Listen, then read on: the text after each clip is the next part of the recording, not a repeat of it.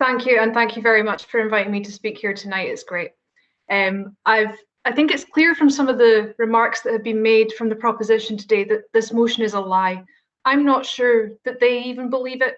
This has been an excuse for scoring party political points without the need to actually bother talking about their own policies.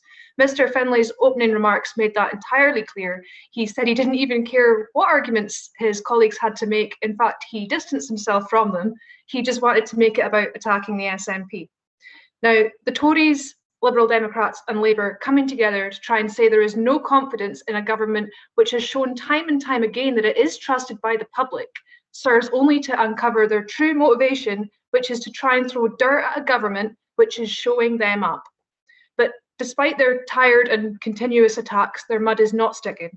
A Scottish Social Attitudes Survey published last year showed that 61% of people trusted the Scottish Government to work in their best interests. Now that's compared to 15% for the UK Government. 73% thought that we should have more say than the UK Government in how the country is run. Claiming no confidence in a government which commands a 46-point lead over its UK counterpart, which is led by Mr. Bowie's party, is complete nonsense. Now, speaking of Mr. Bowie, he didn't accept my points of information earlier, so I'm going to respond to them now.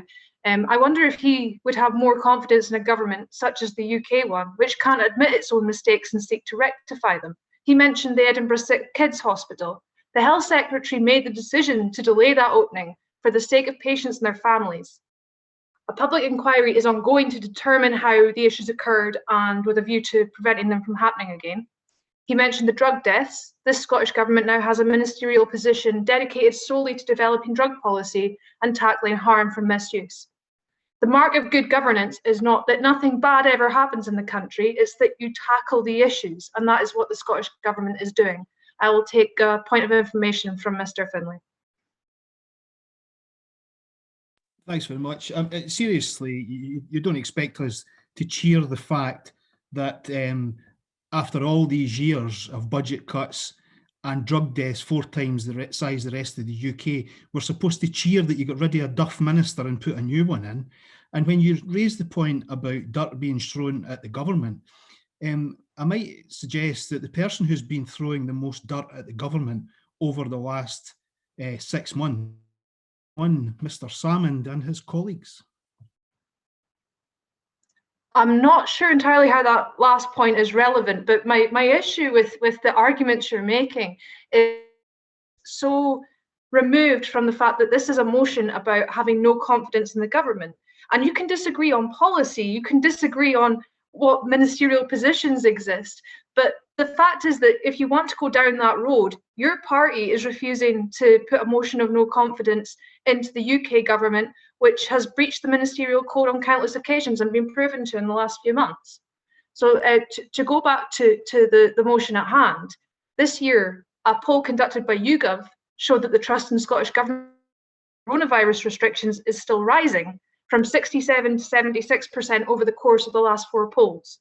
Now, while the Prime Minister has missed 5 consecutive COBRA meetings at the outbreak, our First Minister led daily briefings through the pandemic with BSL interpreters present.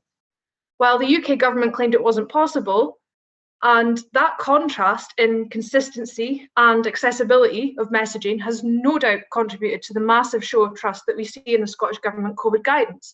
And transparency will also have played a part.